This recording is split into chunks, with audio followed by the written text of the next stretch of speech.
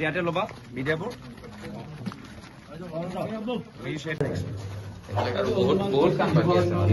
মই research conservation বেছি ভাল পাওঁ টুৰিজম মানে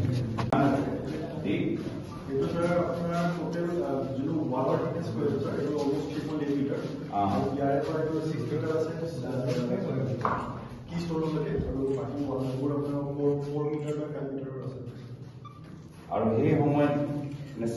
মেনুৱেলি কৰিছে নে কি ইনষ্ট্ৰুমেণ্ট ইউজ কৰিছিলে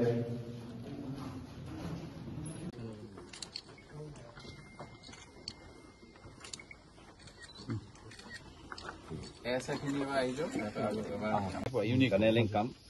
আপোনালোকে চাবতে ASI জড়িত এক্সপাৰ্টিজ নহয় এইবোৰ আজি আমাৰ আজিৰা সমষ্টি বিধায়ক দেৱব্ৰত শইকীয়া ডাঙৰীয়া আৰু আমাৰ তিতাবৰ সমষ্টি বিধায়ক ভাস্কৰ বৰুৱা ডাঙৰীয়া লগতে আমাৰ জিলা কংগ্ৰেছৰ সভাপতি উৎপল গগৈ ডাঙৰীয়া আৰু আমাৰ দলৰ দায়িত্বত থকা বিভিন্ন আমাৰ সতীৰ্থসকল আজি স্থানীয় ইয়াত আমাৰ প্ৰশাসনৰ বিষয়াসকল আৰু ASI প্ৰতিনিধিসকলৰ লগত আমি চৰাইদেউ মৈদামলৈ আহি আমি চাকি জ্বলাই আমি পূৰ্বপুৰুষলৈ আমি সেৱা আগবঢ়াইছোঁ লগতে আমি সকলোৱে গৌৰৱ অনুভৱ কৰোঁ যে আজি চৰাইদেউ মৈদাম ইউনেস্কো ৱৰ্ল্ড হেৰিটেজ চাইটৰ কালচাৰেল কেটেগৰীত সোমাবলৈ সফলতা লাভ কৰিছে এটা দীৰ্ঘদিনৰ এটা সপোন সকলোৱে দেখা পাইছে বা অৱগত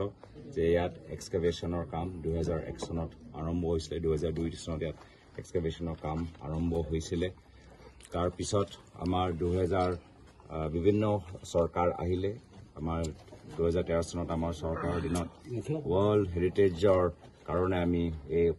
গোটেই প্ৰচেষ্টাটো আৰম্ভ কৰিলোঁ পিছত 2014 চনৰ পিছত চৰকাৰ সলনি হ'ল কেন্দ্ৰীয় চৰকাৰ সলনি হ'ল তেওঁলোকে কামখিনি আগবঢ়াই লৈ গ'ল 2016 চনত ইয়াত নতুন চৰকাৰ আহিলে সৰ্বানন্দ সোণোৱাল ডাঙৰীয়াৰ চৰকাৰ আহিলে আৰু বৰ্তমানত আমাৰ কেন্দ্ৰীয় চৰকাৰ প্ৰধানমন্ত্ৰী মোদী ডাঙৰীয়াৰ অধীনত আৰু আমাৰ বৰ্তমান অসমৰ মুখ্যমন্ত্ৰী হিমন্ত বিশ্ব শৰ্মা ডাঙৰীয়া আজি তেওঁলোকৰ সময়ত আজি ইউনেস্কোই যি আমাৰ প্ৰচেষ্টা 2013 চনৰ পৰা যে আমি আৰম্ভ কৰিছিলোঁ সেই প্ৰচেষ্টাটো আজি তাত মোহৰ লগালে আমি সকলোৱে গৌৰৱ অনুভৱ কৰিছোঁ যে গৱেষণাৰ ক্ষেত্ৰত ৰিচাৰ্চৰ ক্ষেত্ৰত বহুত কৰিবলগীয়া আছে আজি বহুতখিনি কথা আমি ভালদৰে নাজানো ইয়াত আমাৰ ছইল এনালিচিছৰ ক্ষেত্ৰৰ পৰা আমাৰ এক্সৰে ক্ষেত্ৰৰ পৰা কাৰ্বন ডেটিং ক্ষেত্ৰত বহুতখিনি যে আমি ইয়াত ৰিচাৰ্চ যে হ'ব লাগে চাইণ্টিফিক ৰিচাৰ্চ যে হ'ব লাগে আৰ্কিঅলজিকেল ৰিচাৰ্চ যে হ'ব লাগে সেইখিনি আমি আজি তাৰিখত হোৱা নাই মই আশা কৰোঁ এই ইউনেস্কো ৱৰ্ল্ড হেৰিটেজ চাইটৰ ষ্টেটাছ পোৱাৰ পিছত ইয়াত ৰিচাৰ্চ আৰু ভালদৰে হ'ব লাগে আৰু এই ক্ষেত্ৰত আজিৰ তাৰিখত আমি গম পাইছোঁ যে ইয়াৰ কিছুমান চেম্পল কাৰ্বন ডেটিং লক্ষ্ণৌত গৈ হৈছে আমি বিচাৰোঁ যে এটা ইনষ্টিটিউট অফ ফিজিকেল কনজাৰ্ভেশ্যন যিদৰে লক্ষ্ণৌত আছে আমাক অসমৰ ভিতৰত এটা institute of national institute of physical conservation লাগে য'ত আমি অসমত আৰু উত্তৰ পূৰ্বাঞ্চলত যিমানবোৰ আমাৰ আৰ্কিঅলজিকেল যিমানবোৰ আমাৰ চাইটবোৰ আছে গোটেইখিনি আমি ইয়াত ষ্টাডি কৰিম এতিয়া লক্ষ্ণৌত গৈতো তাততো কোনোবা টাই ভাষাৰ এক্সপাৰ্ট আছেনে নাই মই নাজানো কিন্তু ইয়াত আমাৰ ইনষ্টিটিউট অফ টাই চেণ্টাৰ আছে বিভিন্ন আমাৰ আমাৰ সংস্কৃতি ইতিহাসৰ ওপৰত গৱেষণা কৰা বহুত আমাৰ গণ্যমান্য ব্যক্তিসকল আছে তো আৰ্কিঅলজিকেলৰ ফালৰ পৰা মই বিচাৰোঁ যে national institute of physical conservation ইয়াত হওক আৰু ৰিচাৰ্চৰ ক্ষেত্ৰত আৰু ইয়াত কৰিবলগীয়া আছে ইতিমধ্যে মই গম পাই গৈছোঁ যে ইয়াত টুৰিজমৰ কাৰণে বিভিন্ন তেওঁলোকে পদক্ষেপ লৈছে কিন্তু টুৰিজমৰ আগত অহাতকৈ আমাৰ ৰিচাৰ্চত আমাৰ বাধা হ'ব নালাগে মানুহ আহক নৱপ্ৰজন্ম আমাৰ বুৰঞ্জীৰ বাবে আৰু তেওঁলোকে শিক্ষিত হওক কিন্তু এই ক্ষেত্ৰত আমাৰ যে অধ্যয়ন হ'ব লাগে ৰিচাৰ্চ হ'ব লাগে আমি যে ইতিহাসৰ বাবে আৰু অৱগত হ'বলৈ বিচাৰোঁ আমি সেই ক্ষেত্ৰত আমি বাধা পাব নালাগে মোৰ মতে আমি বহুত কৰিবলগীয়া আছে এতিয়া আমি যদি ভালকৈ আৰু কৰোঁ ইয়াৰ ওচৰ অঞ্চলত বহুত আমি বস্তুখিনি ভালদৰে আমি জানিবলৈ এটা পাম আৰু আজিৰ তাৰিখত আহোম বুৰঞ্জী আমি ভালদৰে আৰু আমি শিকিব লাগে জানিব লাগে আৰু আহোম বুৰঞ্জী লৈ আমি দেশৰ চুকে কোণে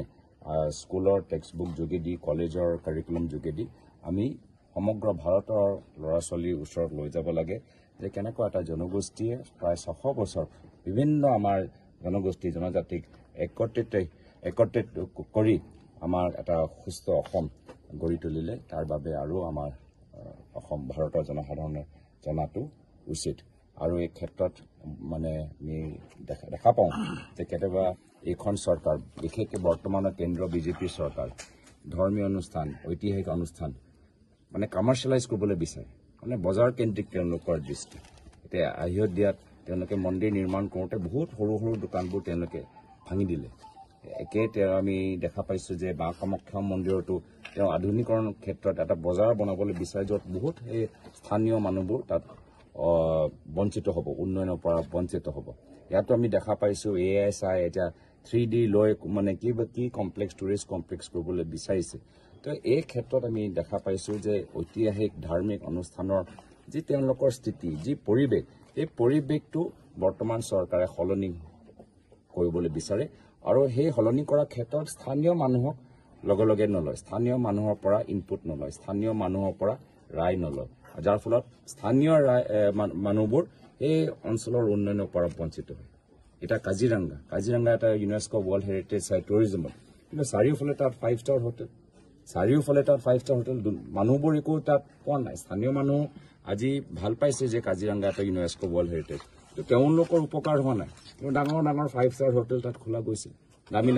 ৰুমবোৰ তাত বনোৱা গৈছে 5-star ৰিজৰ্ট তাত বনোৱা গৈছে স্থানীয় মানুহৰ একো মানে ভূমিকাই নাই এনেকুৱা অঞ্চলৰ ইউনেস্কো ৱৰ্ল্ড হেৰিটেজ চাইটৰ উন্নয়নৰ ক্ষেত্ৰত